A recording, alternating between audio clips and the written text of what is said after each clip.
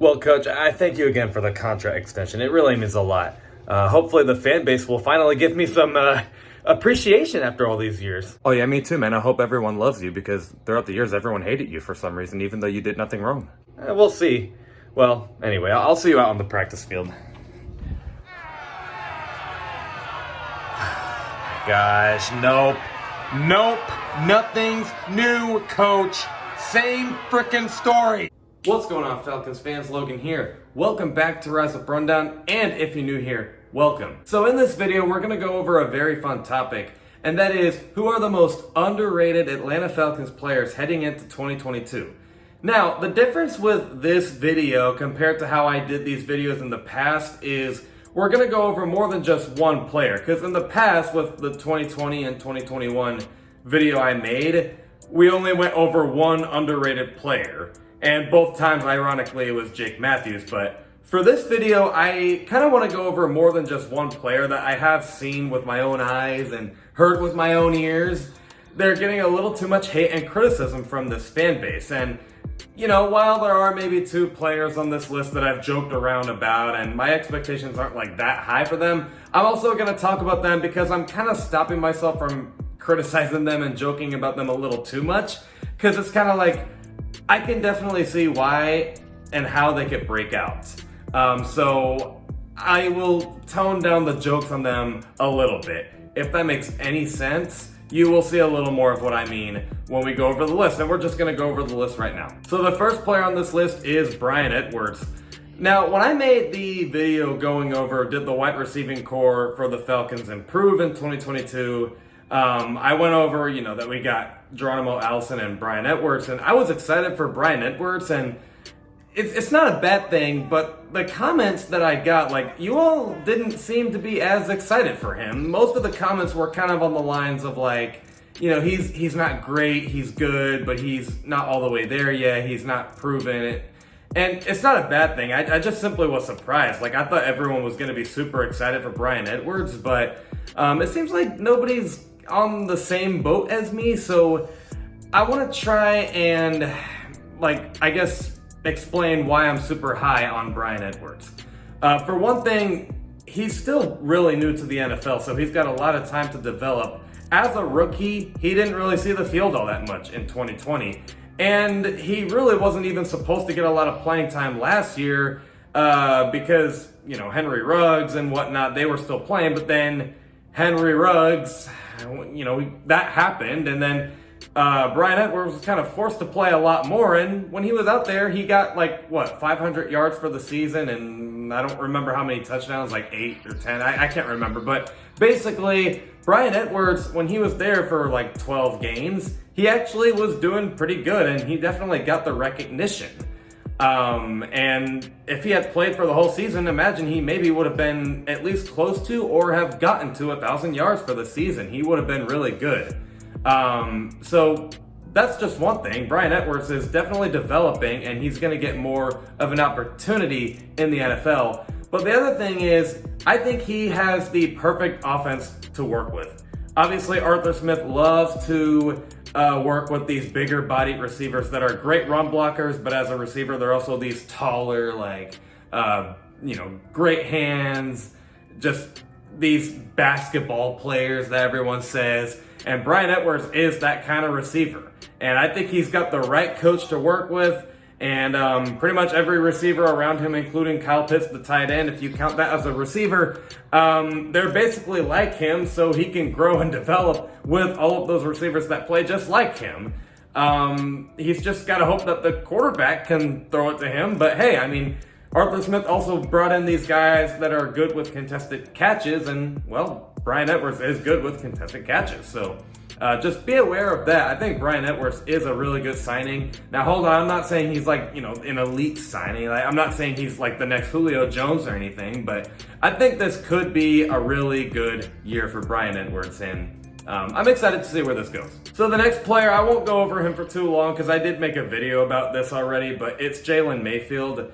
He gets way too much hate, and okay, I've joked about him a little bit on this channel, and it is kind of embarrassing to see what he did in year one, but that also kind of leads to my point. It was only year one in the NFL for him. Some people just really do terrible in year one. Like Peyton Manning did terrible, but hey, at least he bounced back. Jalen Mayfield, let's all calm down. It was just one terrible freaking year. He really cares about this game of football. I don't seriously think he's just gonna not try to improve here. And he is a very talented player. I actually liked him coming out of why am I forgetting the college? Michigan, I think. He was a really good player coming out of Michigan. I think the grade I gave him when we drafted him was like a B plus or something like that. I wanted to give it an A, like I wanted to change it. I was really high on the pick, basically. Like I thought he was a mauler. I thought he was a really good prospect. And he does seem like a really humble guy, and he does seem confident. So, even though he didn't really play all that well, it seems like he really wants to improve. And kind of like I said with Brian Edwards, I think he's got the right coach to develop under. He's proven that he can change players' careers around, like Ryan Tannehill and Derrick Henry and Cordero Patterson. He's got the right offensive-minded head coach to hopefully change his career around, and he's also working with great players around him like Jake Matthews and Chris Lindstrom. So hopefully Jalen Mayfield can improve. But if you want to hear more on that, just go to my video going over Jalen Mayfield, which is probably going to be in the link in the description below.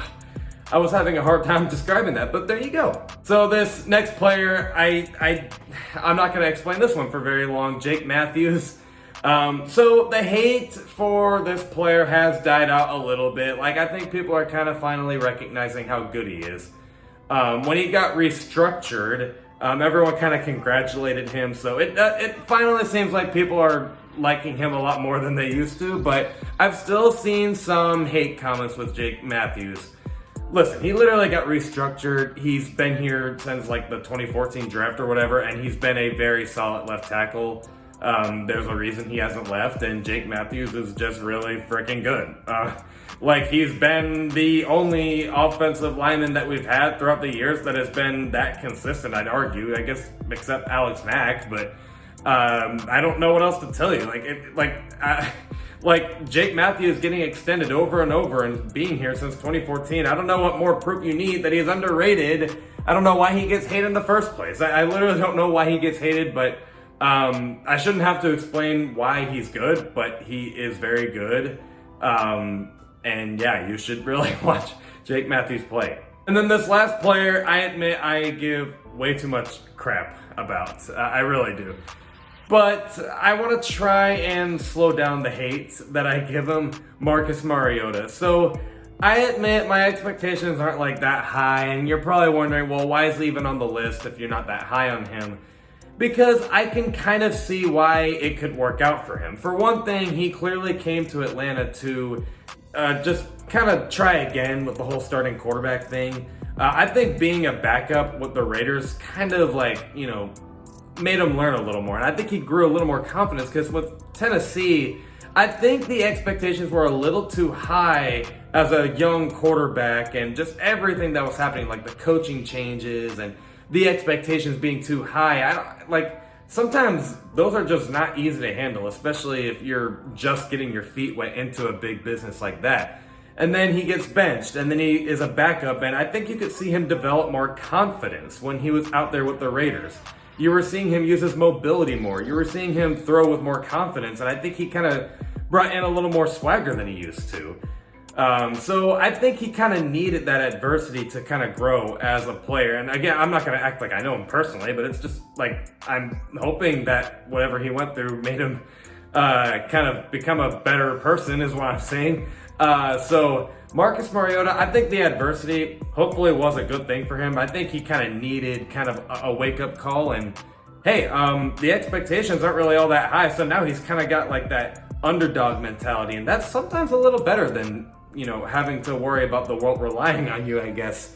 So Marcus Mariota is going to try and prove himself. He's also got a monkey on his back because Desmond Ridder, he doesn't want him to get the starting spot. So Marcus Mariota is going to have to work. And he's also working with a coach that did bench him, so he doesn't want to get benched again. And also, he is in the perfect offense that I think could be good for him. It's like play action and bootleg. He's going to use like the mobility that he used with the Raiders. It's about the same offense he used with the Raiders, so hopefully this could work out for him. And I also think that he's got a good receiving set to work with Bryan Edwards and Drake London, Kyle Pitts, and Cordell Patterson when he gets out there, and Damian Williams when he gets out there, and Auden Tate and Geronimo Allison. But those are my thoughts on that. Let me know what you guys think in the comments below. Other than that, I'll see you guys for the video this Friday at 11 o'clock a.m. Eastern. Love and appreciate you all for the support sincerely. And as always, rise up.